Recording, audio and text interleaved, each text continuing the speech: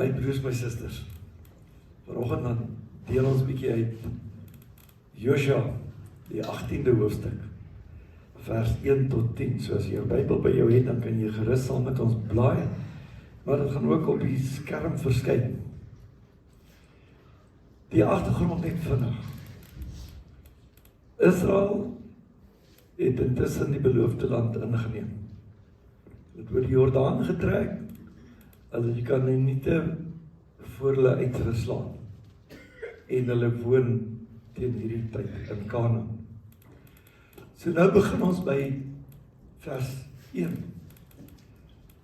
Hy sê, die hele volksvergadering van die Israeliete het in Silo bijeengekom en die tent van ontmoeting daar opgeslaan. Die land is deur hulle onderwerp. Die Israeliete verdeel ooreenkomstig hulle indeling in stamme. So met ander woorde, kom by mekaar in stamme. Maar daar het 7 stamme onder die Israeliete oorgebly, wie se erfenis hulle nog nie verdeel het nie. Onthou, daar's net 11 stamme wat grondgebied sou kry. Die Lewiete het nie grondgebied gekry nie, omdat hulle voor die Here sou dien. Hulle sou aan die lewe en in stand gehou word deur 10%, 'n tiende van die opbrengs van die ander 11 stamme. So 4 stamme het hulle erfdele in besit geneem, 7 het nog nie. Josua sê toe vir die Israeliete, hoe lank nog gaan julle sloer om die land wat die Here, die God aan julle voorvaders vir julle gegee het, in besit te neem? Hoe lank gaan julle nog sloer? Bring vir julle 3 manne uit elke stam, sodat ek hulle kan uitstuur. Hulle moet dan gereed maak, in die land rond beweeg en daarvan 'n beskrywing gee met die oog op hulle erfdeel. Wanneer hulle by my terug is, moet hulle die gebied in 7 dele onder mekaar verdeel. Juda moet sy gebied in die suide behou en die huis van Josef moet sy gebied in die noorde behou. Maar julle moet die gebied in 7 dele afbaken in julle beskrywing en dit hier na my toe bring. Ek sal vir julle die lot werp hier voor die Here ons God. Daar is immers geen deel vir die Lewiete onder julle nie, want die priesterskap van die Here is hulle erfenis. Gad, Reuben en die halwe stam van Manasse het hulle erfdeel wat Moses, die diensknegt van die Here, vir hulle gegee het, oorkant die Jordaan aan die ooste kant ontvang. Die manne het toe gereed gemaak en vertrek. Josua het die wat op pad was opdrag gegee om die land te beskryf. Gaan, beweeg rond deur die land, beskryf dit en kom terug na my. Dan sal ek hier in Silo vir julle die lot werp voor die Here. Die manne het gegaan en die land deurkruis. Hulle het dit dorp vir dorp volgens die 7 dele in 'n boekrol beskryf en teruggekeer na Josua na die kamp in Silo. Josua het vir hulle in Silo voor die Here die lot gewerp. Daar het Josua die land vir die Israeliete verdeel ooreenkomstig hulle indeling in stamme. Soos ek van die begin af gesê het, Kanaan is in besit geneem. Die Kanaaniete, die nasies, is voor Israel uitverslaan, soos die Here beloof het dit sou wees. Die Here was die hele pad saam met hulle, en die Israeliete het nou in die land gebly. Hulle het dit bewoon, en hulle het die vrug daarvan geëet. Aan die ander woorde, dit wat daar was, die landerye wat bewerk was, die wingerde wat beplant was, alles daar, het hulle van geoes en gepluk en van geleef. Lekker, want die Here het ons gesê, die land sal oorloop van melk en honing. En wat eintlik gebeur het is, die Israeliete het die vrug geniet van dit wat die Kanaaniete nog laas gedoen het. Die Kanaaniete voor hulle het die lande bewerk en alles geplant en reggemaak. Israel het so lekker gehad, hulle kon net ingaan en vat en eet. Hulle het niks gedoen nie. Nou, as jy lees in Josua 13, dan sien jy hoe dat die land onder die 11 stamme wat verdeel is in die land. Jy sien dat reeds in Josua 13 is die land verdeel en is vir elkeen gesê, hierdie deel is jou deel. Nou die ouens wat, as ek sommer nie so vinnig kan sê wat op die Haref is, weet jy, en Drienas mos in 4 dele verdeel, blok Alpha, blok Bravo, blok Charlie, blok Delta. So met ander woorde, elke area is toegeken, daar is 'n gebied. Hier is dit. En dis eintlik wat met die Israeliete gebeur het, die 11 stamme het elkeen gekry, daar's jou blok, daar's jou blok, daar's jou blok, daar's jou deel. En soos ons nou gelees het, onthou die nageslag van Levi sou nie grondgebied ontvang het nie, want hulle het die priesterampt voor die Here bedien, en soos ek gesê het, hulle sou van 10% van die opbrengs leef van die ander 11 stamme. Die ou Bybelse beginsel van die Here se 10de. Goed, dan kom jy by hoofstuk 15, vind jy, dis nou 5 jaar later. Hoofstuk 13 het hulle die plek klaar ingeneem, en elkeen het sy grondgebied gekry. Nou is dit 5 jaar later. 5 jaar wat hulle nou daar bly, maar daar nie meer oorlog is nie, hulle bly nou daar. 7 van die 11 stamme het nog niks gedoen om hulle stuk in besit te neem nie. Scary. 7, dis klaar gegee, dis, onthou die Kanaanites verslaan, daar is nie meer oorlog nie. Daar is vir hulle gesê, hierdie is jou area. 4 het dit gaan in besit neem. 7 het nog niks gedoen. 5 jaar later. 5 jaar later. Het 7 stamme nog niks moeite gedoen om dit wat hulle sin is, te vat tussen hulle, tussen die stam, die mense van die stam, die families, te verdeel en te sê, goed, hier bly Kosie, daar bly Sannie, daar bly Jannie, daar bly Pietie, daar bly Marie. Hier is Marie se erf, hier is Kosie se plaas, daar is daai ene, hulle het nog niks, 5 jaar later het hulle nog niks gedoen, om dit tussen hulle self te verdeel. Daar is my plek. Daar is julle stam se plek. So met ander woorde, al wat nou moet gebeur is, as 'n mens kan sê, elke ou in die huis moet sy kamer kry. Hulle het die huis, maar hulle het nog vir niemand 'n kamer gegee en gesê, hoor, hier slaap jy, daar slaap jy, daar slaap jy.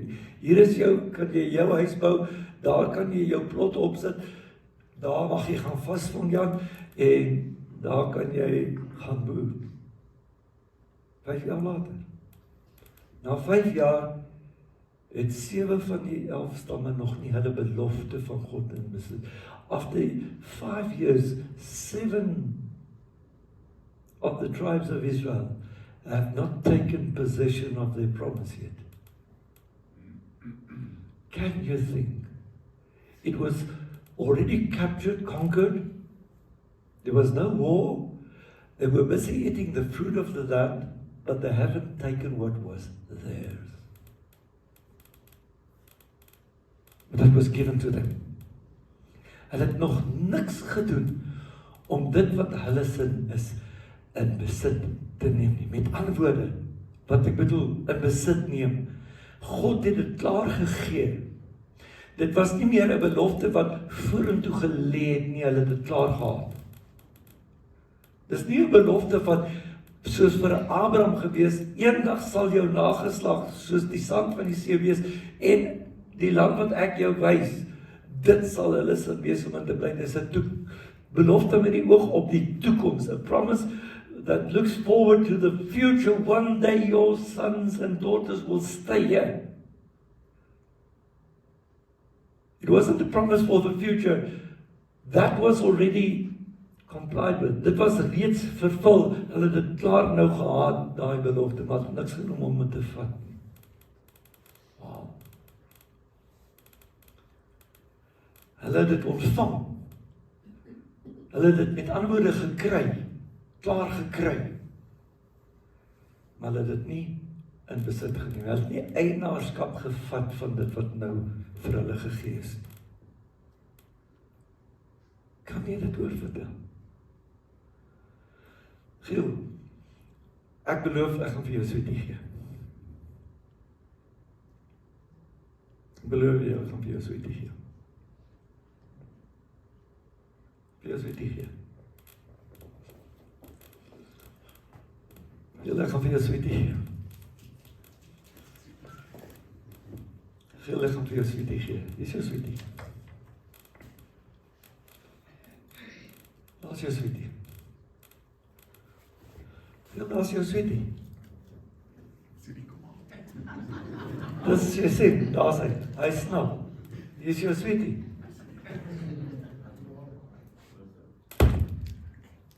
Nee, jy moet hom kom vat. Ek het vir jou beloof, ek gaan vir jou lekkertjie gee. Hier is jou lekkertjie. Maar voordat hy nie opgestaan het om hom te kom vat nie. Jy sien ons groot probleem met die meeste mense is. Ek beloof vir jou, ek gaan vir jou sweetie gee, dan moet ek nog vir jou die sweetie in jou hand kom sit, ek moet hom nog oopmaak en ek moet hom nog eet ook. Dis baie van ons mense is.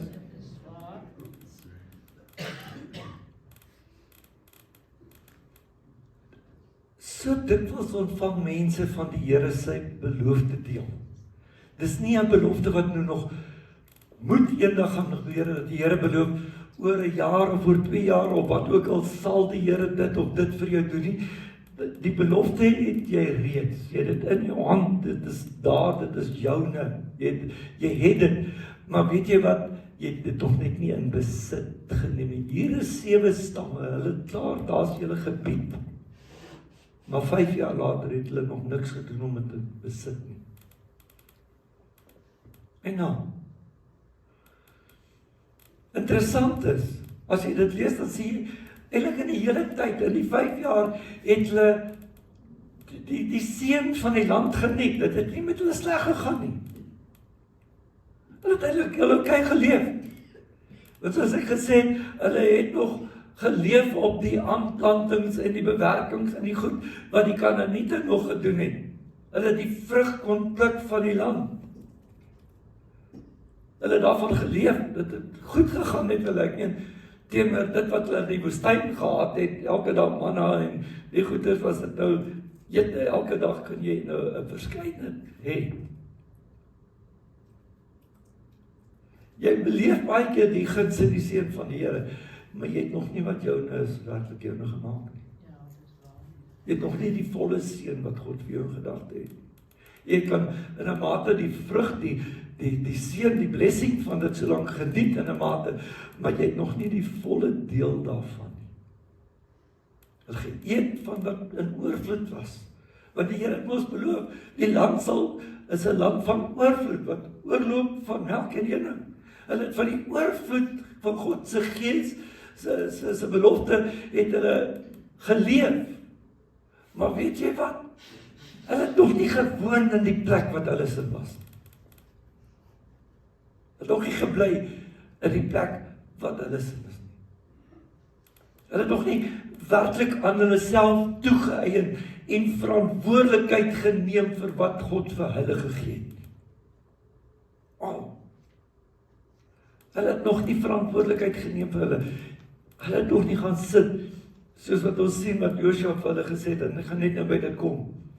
Om dit te gaan afmerk, kaarte op te trek, en my stuk te gaan vat, my kaart en transport te vat, van hierdie is nou my plek, daar te bly, 'n huis op te rig, die lande te begin bewerk, die boorde te begin bewerk, die vee te versorg. Hy het nog net nie daar verantwoordelikheid opgeneem.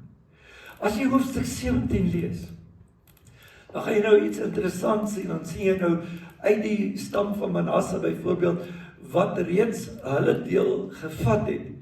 Nou kom hulle, en hulle klaar by Joshua. Joshua, jy weet, prys die Here, jy weet, ons het ons 'n mooi geestelike manier, prys die Here, prys die Here. Joshua, prys die Here. Weet jy, die Here is so goed vir ons, prys die Here. Halleluja, amen. Prys die Here, Joshua, weet jy, ons het nou met die wat ons nou so lekker leef, maar net die Here het ons vrouens geseën, broers, susters, Joshua. Die Here seën ons vrouens, dit is so baie kinders, en kleinkinders. Ons het nie meer genoeg plek om in te bly. Prys die Here. En ons kom na Joshua toe, en verwag Joshua om iets doen.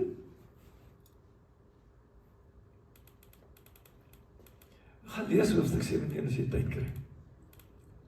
Joshua antwoord hulle sê, maar my majesté, as julle plek, gaan kap die bosse uit, maak die veld skoon. Sê jy al plek, julle het klaar, julle plek is klaar vir julle toegeken, is klaar daar. Gaan maak die plek skoon, sodat jy kan bly. Maar ons is so gewoon. Soos hulle was gewoon, Joshua, wat ons nou doen? Joshua, jy moet iets doen.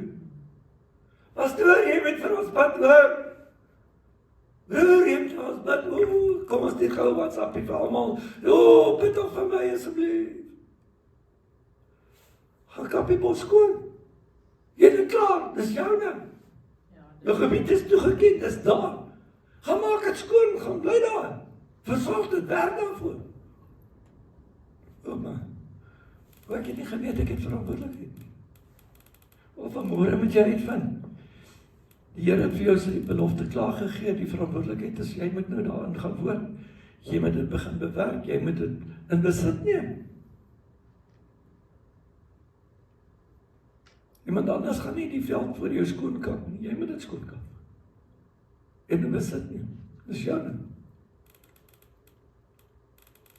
Oeps. Joshua's antwoord was net, dat hulle die moeite moet doen, om die beboste deel te gaan skoonmaak en in te neem. Dis klaar vir hulle toegeken. Trouwens, as jy sien, hulle daar 'n deel in besit gaan neem en gaan bewerk. Nou, die Here het ons so gesê, dit gaan nou so goed, ons het so baie mense nou geword, en ons het nou nie meer genoeg plek nie, maar hoe nou? Wel, daai stuk aan julle deel wat so bebos is, gaan kap en skoon, dat julle daar kan gaan bly. Julle moet die moeite doen. Gaan neem dit in besit. Dis eintlik so eenvoudig soos dit. Dis klaar vir julle gegee.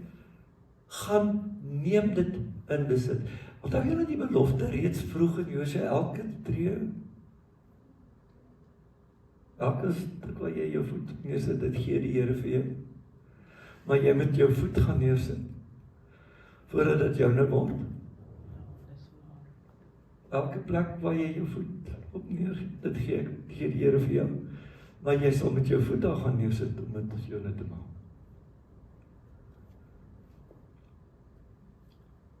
Ons moet onthou, ons het hierdie verantwoordelikheid om dit wat God vir ons gegee het te beskerm en te versorg. Dis wat eintlik daar was. Te beskerm, te bewerk, te versorg. Dis ons sinne. Dis joune. God het klaar vir jou die belofte gegee. En jy geniet reeds in 'n mate die guns en die seën daarvan.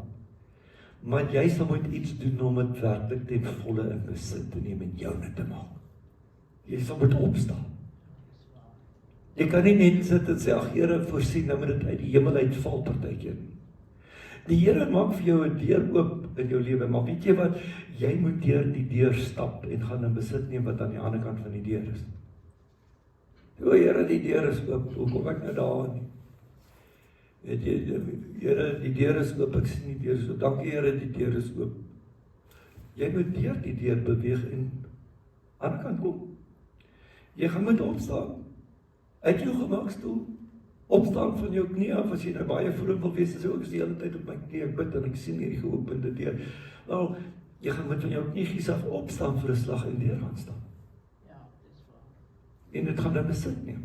Jy gaan moet deur die oop deur moet stap, en as jy aan die ander kant kom, gaan jy daar moet werk, om dit te versorg wat die Here vir jou gegee het. As die Here vir jou 'n oop deur gee van 'n werkgeleentheid, gaan jy die werkgeleentheid moet vat, jy gaan dit in besit moet neem, jy gaan moet moeite doen, jy gaan moet jou kant bring, jy gaan moet werk, jy gaan moet werk, jy gaan moet werk, jy gaan moet inisiatief neem, om jou werk te behou, sodat jy selfs met dit kan verder vorder en bevordering kan geniet, soos wat jy daai belofte in besit neem. Hallo.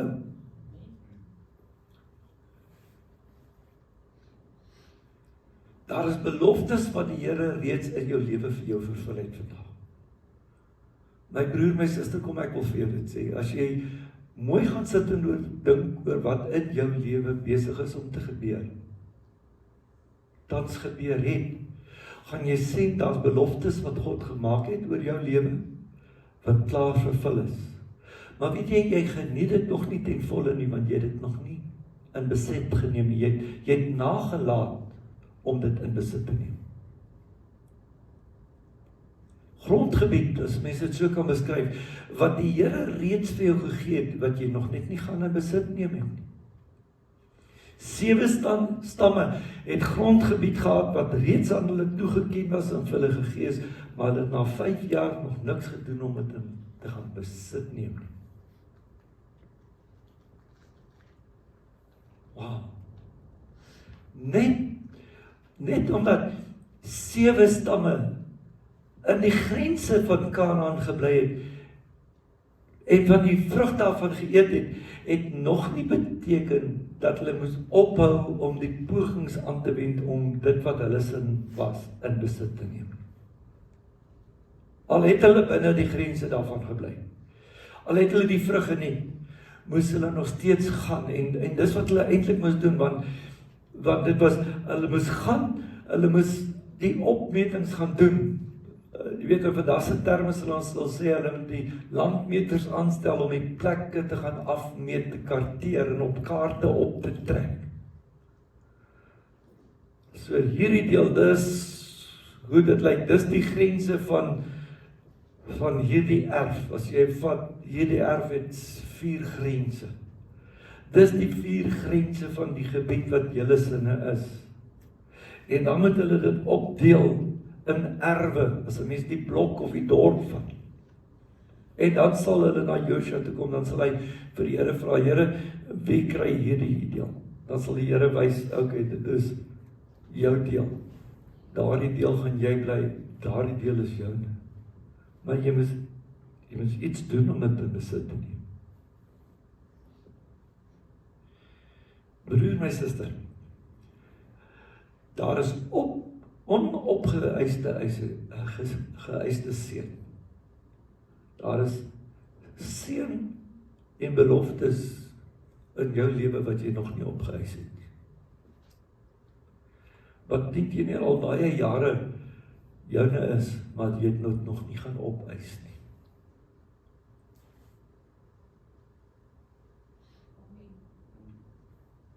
Jy het dit nog nie opgeëis nie. Jy leef al in die mate van die guns daarvan, maar jy het dit nie opgeëis nie. Wanneer gaan jy dit opeis? Die Here het klaar hierdie guns, hierdie seën, hierdie voorspoed vir jou beskikbaar gestel. Wanneer gaan jy dit joune maak?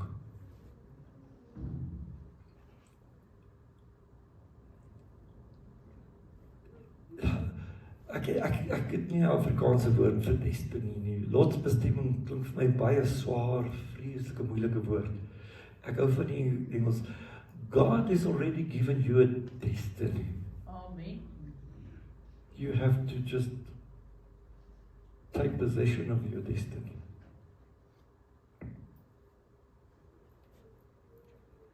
God has already given you many things. You just have to take possession of them. By faith. By going and standing on that and saying, well, this is what is mine. And take responsibility. Start working for it, working in it, caring for it, taking care of it, because it is yours. So jy moet vandag op die plek kom waar jy besit neem van jou belofte. Jy leef klaar in die guns daarvan. Hierdie 7 stamme het klaar in Kanaan geleef, die beloofde land. Was hulle sin? Hulle moes dit net gaan sê, goed, hierdie stuk is myne, hier maak ek my huis, hier bly ek. Hier werk ek, hier plant ek verder, hier snoei ek die wingerd wat so swaar as dat sy druiwetros is so swaar as dat 2 mans dit moet dra. Hier gaan ek die wingerd snoei, gaan ek dit nat maak, gaan ek dit bewerk, gaan ek dit versorg. En die guns van daardie seën beleef. Dis nie iets wat net uit die hemel uitval, mense.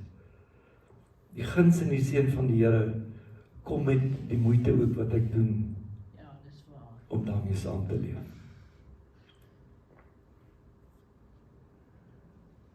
Jy moet dit in besit neem. Hulle moes die gebied gaan opskryf. Hulle moes 'n boekrol maak daarvan en na Josua toe bring.